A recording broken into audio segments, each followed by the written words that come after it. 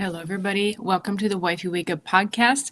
Another episode. This is episode number 69. And today is about my favorite number and how it can help your marriage. So, first of all, yes, my favorite number is 69. And first of all, it is because my husband was born in 1969. So, there, number one. But most of all, I would say it's my favorite number because it is the numerical representation of yin and yang.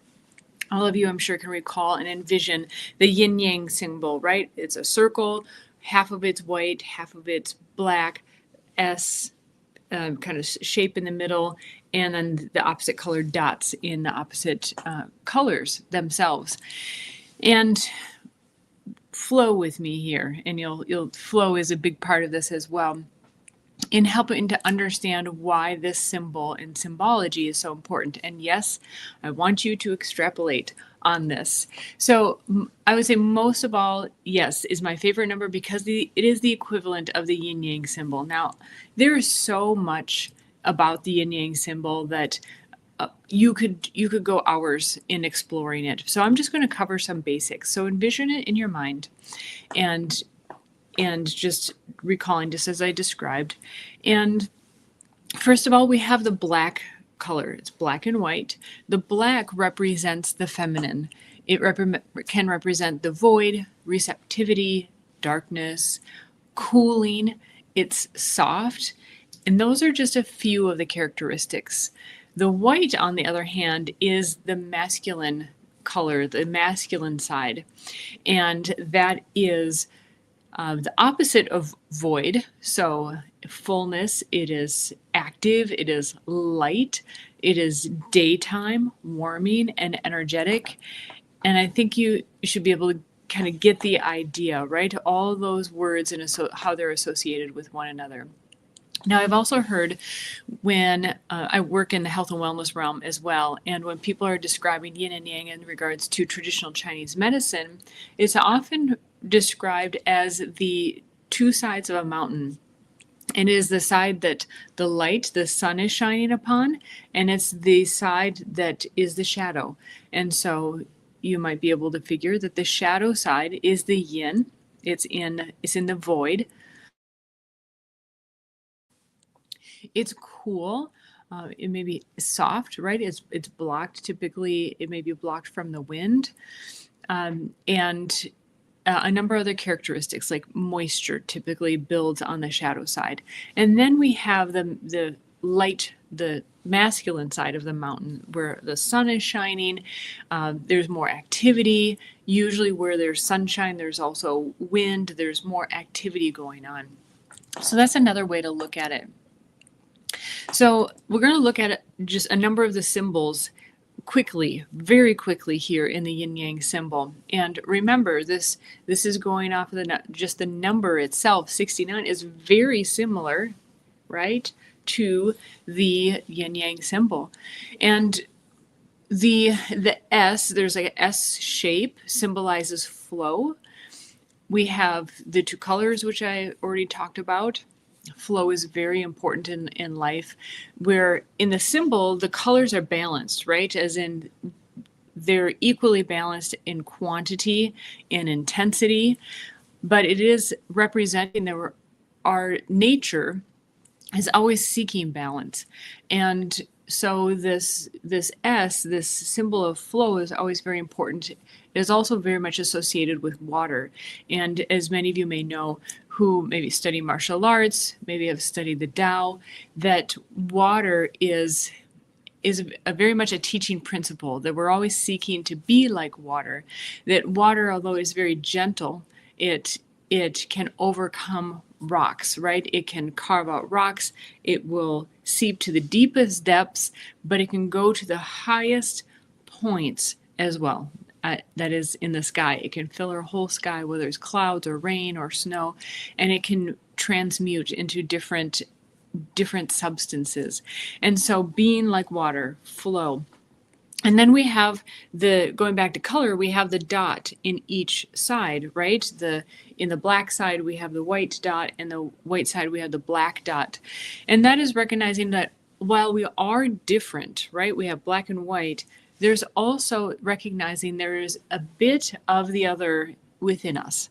So whether you're maybe is not necessarily representing you, although it can, is recognizing that although we are separate, we also have similarities. Okay, and I'm going over this really quick, and there's so many other comparisons, but I want to quickly get to just extrapolating upon what this can mean for you and for your marriage. And of course, there are a number of them. So when you get married, you create a new entity. It's not just you two joining, which it is, you're interdependent, but it creates a new entity. And within the yin yang symbol, that is its own entity, the circle. And then there is the interdependence of each color. There's the black and there's the white. And then there's, of course, the opposite color dot in each one. So it's very much a symbol also of our marriage itself, right? It's its own entity, its own circle. The circle symbolizes unity, yes, but also eternity in a lot of ways too, and also cycles. And so we will certainly go through that. You'll certainly go through cycles in your marriage.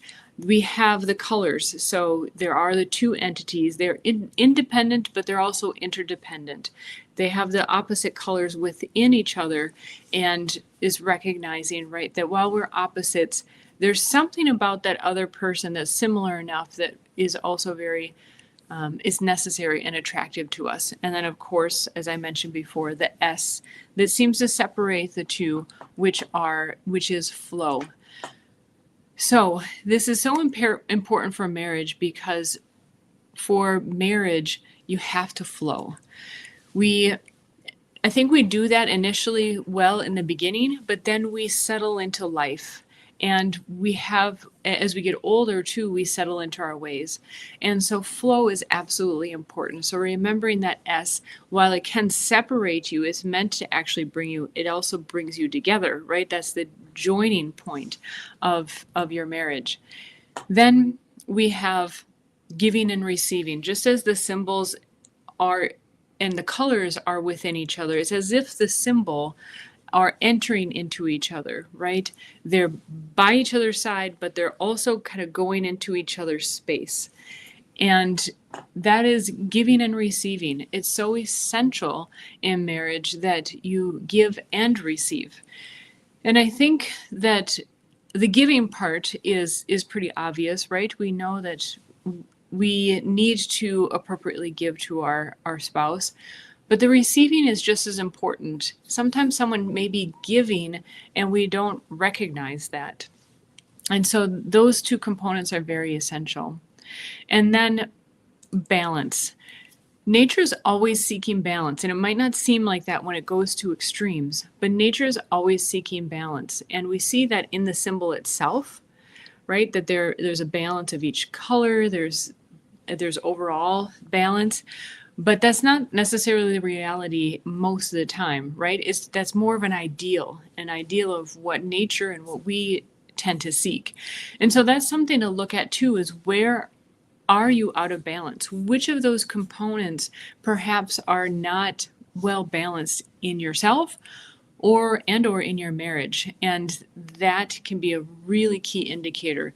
Usually, and this is my final point, is when something is off, we have a pain point, and hopefully we notice that within ourselves. The pain point actually might be experienced more by our spouse.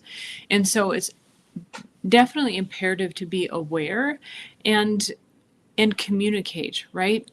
And certainly the areas in life where perhaps we're doing very well in, maybe we're doing very well at being interdependent, or seeing the unique difference of our spouse, but also those sweet similarities. Maybe we're very good at that. Maybe we're very good at flowing.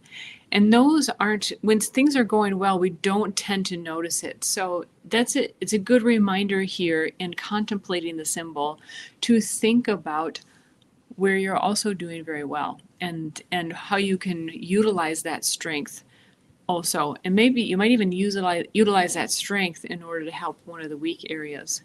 So like I said from the beginning, this is going to be a very brief overview. There's so many aspects that you can go into in the symbol of yin and yang. And again, like I said, the number 69 being the numerical representation of that. And yes, please do extrapolate beyond that. And there are many meanings that you can get from this. So I wanted to keep today's podcast short to help you just to plant the seeds and let you go wild from there. Okay. So let's see. I have so much more in store, so much more planned for you. If you want to get in contact with me, see the description below to schedule a consultation. Or if you want to leave a tip in the tip jar, I can take my favorite buddy, my hubby, out to coffee, a lunch, or a dinner. Would love and appreciate that. But most of all, please like, subscribe, share if you found this interesting and someone else you know might find this interesting. And I'll see you around. Love hearing from you also. Chime in the comments. See you there. Bye-bye.